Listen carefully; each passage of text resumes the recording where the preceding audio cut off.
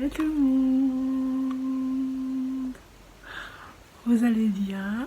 Vous m'avez manqué? Attendez, avant de vous expliquer pourquoi je suis ici et pourquoi je fais une nouvelle vidéo, je vous laisse avec une petite générique.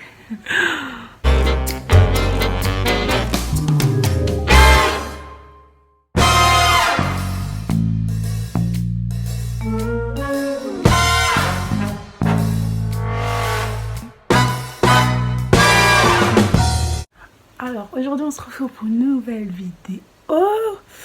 Je vais faire une petite story time. Je vais vous raconter une petite story time, comment je me suis enfuie de chez moi. Alors ça s'est passé l'année dernière, l'année 2019, c'est pas trop longtemps. Ça a commencé par le fait que j'ai eu un petit ami. Voilà. Mettez-vous en tête là, j'ai un petit ami. Moi on n'habite pas dans la même ville. Sachant que, je ne vais pas vous dire la ville qu'il habitait, mais genre, moi j'habite dans la ville. Pour aller de chez lui, ça dure, en kilomètres, c'est environ 300 et quelques kilomètres, vous voyez. Là, vous allez commencer à rentrer dans le sujet, là. Ça va être fou. On s'est connus sur un petit groupe Snap, grâce à ma meilleure amie, grâce à Mélissa d'ailleurs, qui ne fait plus de vidéos, qui ne veut plus se montrer. Bref, on parlait, on racontait nos vies, on se moquait des gens. Il faut savoir que ce groupe-là, il y avait toutes les nationalités. Quand je vous dis toutes les nationalités, il y avait toutes les nationalités. Il y avait des Camerounais, il y avait des Congolais, il y avait des Ivoiriens, il y avait même des Centrafricains, les Sénégalais, tous les origines, il y en avait.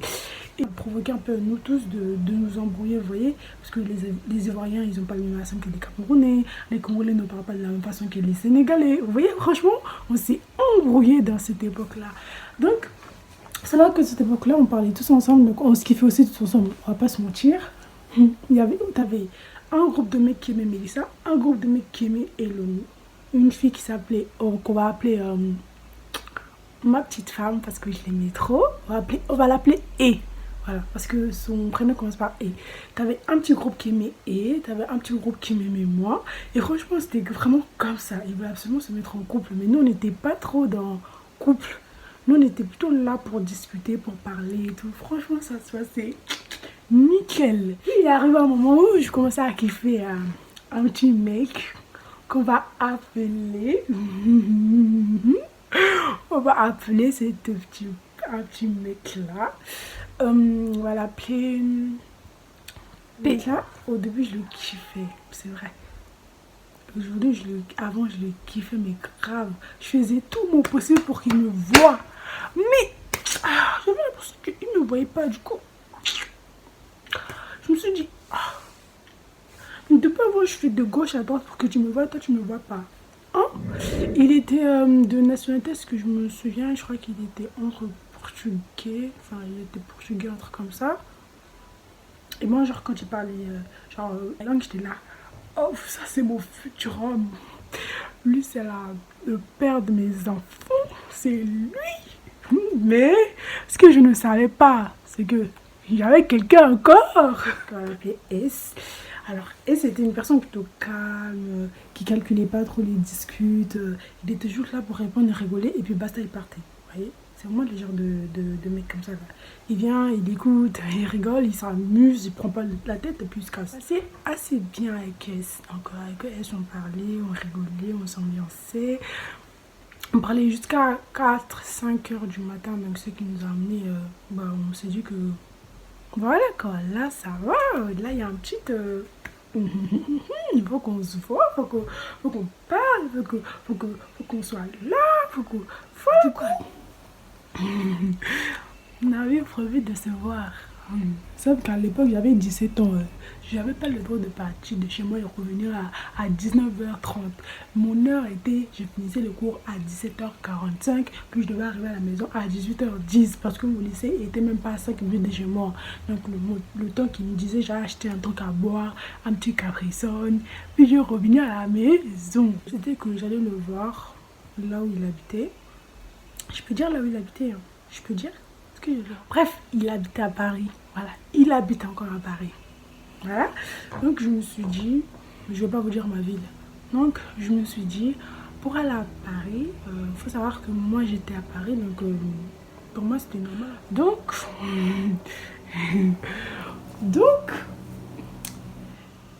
il fallait acheter le billet. Est-ce qu'on avait l'argent même pour acheter le billet? On n'était même pas encore majeur, on était encore des mineurs. Est-ce qu'on avait l'argent pour acheter le billet? Donc, je me suis dit, en ce moment, mes parents commencent à me donner un peu de bourse. Quand tu vas me donner mes 300 euros là, j'ai acheté le billet, c'est là que j'allais le voir. Je suis allée exactement, si je réfléchis bien, c'était au mois de juin, juillet, je crois, hop, dans les grandes vacances d'été, parce que je me suis préparée, j'ai acheté des mèches, voilà, pour me mettre en bombe, je voulais vraiment absolument y aller, je voulais dire à personne, il n'y a que ma petite soeur qui était au courant, parce que je connaissais ses secrets, elle connaissait mes secrets. Donc si elle a osé dire tatati tatata, moi je dis aussi tatati tatata. Donc elle a fermé sa gueule. Moi j'avais tellement confiance en moi. Il faut savoir que moi, j'ai jamais. Quand je dis je suis le genre d'enfant qui ne fait presque pas de bêtises, qui ne fait presque pas de bêtises. J'ai jamais fait de bêtises dans ma vie, donc c'était la première fois que j'allais faire, donc j'étais un peu plus calme pour me dire, c'est ma première fois, je pense pas qu'on va me frapper ou encore, c'est ma première fois quoi, donc on va pas me frapper parce que je suis revenue quoi. En plus, on avait prévu que j'allais sortir chez moi à 16h du matin et j'allais revenir vers 22h, 21h pour que mes parents ne doutent rien. Parce que moi, dans ma tête, je me suis dit que j'allais dire à ma mère que l'endroit où je faisais mon stage avait décidé de me prendre pour travailler en job de thé. Donc, on m'avait donné rendez-vous là-bas pour faire un petit rendez-vous que ça allait finir à 22h, 23h pour revenir à la maison. Elle m'a dit, ok, si c'est pour du travail, vas-y. Je suis allée à 9 à 6 heures du matin, je me suis réveillée. J'ai acheté le billet avec ma soeur, elle m'avait accompagnée. Et puis, tout là, j'étais prête pour aller voir mon futur homme. Il m'a mis piche. Si je savais seulement. Donc, à 6 heures du matin, je me suis réveillée, j'ai pris ma douche, j'ai pris mon temps à me maquiller, je me suis mise en baume, j'ai mis mon habit le plus magnifique. Puis j'ai sorti, j'ai ouvert la porte, puis je suis partie. En partant, quand je suis sortie chez moi, mon cœur a fait ah, c'est beau, c'est fini. Alors que j'étais juste en train d'arrêter. J'ai pris le train, j'ai pris le train, j'ai pris le TER parce qu'il n'y avait pas assez d'argent pour prendre le TGV. J'ai j'ai monté, puis j'ai envoyé un message à mon futur homme, enfin à mon homme pour lui dire j'arriverai à 11h30, n'oublie pas de m'attendre. Ça s'est super bien passé, hein. Franchement, je vais pas mentir. Ce qui m'a juste déçu, c'est qu'on n'a pas été seul. Franchement, j'étais déçue parce que je voulais être seule avec, donc on n'a pas été seul. Je vous dis que là, je l'ai regardé un film qu'on n'a même pas pu regarder ensemble, donc j'étais un peu déçue, mais au final, ça s'est super bien passé. Ça s'est super bien passé, du coup. Il est arrivé le moment où on a regardé notre film, on est parti aller faire un petit tour, voilà. On a pris des photos, du coup, il faut que je rentre. Faut qu'on ait acheté le billet pour moi, là. J'allais pas rester dormir. Faut que je rentre, aller acheter le billet pour retourner chez moi. J'ai prévu que j'allais prendre le train à 18h, 19h. Comme ça allait faire 3 heures. Que j'arrive à 21h chez moi. Donc, je disais, on arrive à la gare, on regarde les horaires et tout. Puis, on va commander notre billet, mon billet de train, pour que je puisse rentrer chez moi et que la journée finisse bien. Puis, j'arrive comme ça, on me dit, il n'y a pas de billets qui partent avant 19h. Hein? Il n'y a pas de billets qui partent avant 19h, 20h. Donc, de ma tête, je commence à paniquer. Je me dis qu'il faut que j'arrive chez moi à 22h. Et si je prends à 19h, sachant que je prends le TER, parce qu'on n'avait pas assez d'argent, on avait tout prévu. 19h, 20h, 21h, 22h, 23h, 1h du matin.